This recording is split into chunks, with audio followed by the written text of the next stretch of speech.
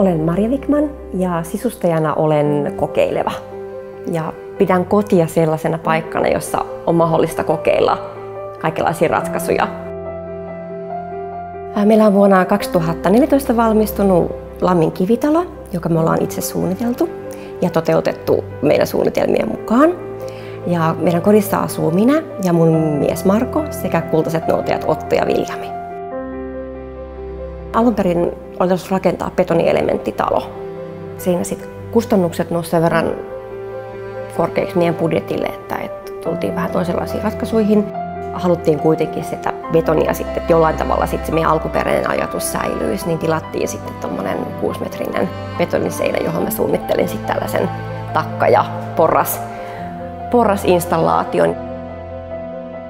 Meidän pintamateriaalit on hyvin neutraalit ja yksinkertaiset ja noudattaa aika lailla samalla linjaa tilassa kuin tilassa, niin se antaa taas vähän vapautta sille sisustukselle.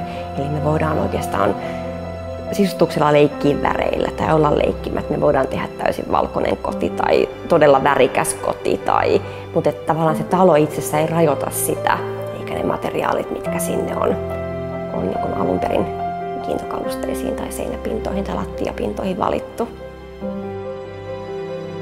Mun mielestä meillä on ihan hirveästi tavaraa, tai ne on kaikki piilossa ne tavarat, mutta siis semmoinen tietynlainen minimalistisuus on. On mukavaa, että kodissa on semmoinen rauha ja tila olla hengittävä, vaikka olisi pienikin koti. Täytyy myöntää, että en odottanut, että voitetaan. Sitten kun kuulin että meidän koti on valittu, niin se oli jotenkin tosi suuri kunnia, koska se on ollut Yle-Roomin lukijat, jotka on valinnut. Se tuntuu jotenkin vielä suuremmalta kunnialta kuin että olisi esimerkiksi ollut joku raati.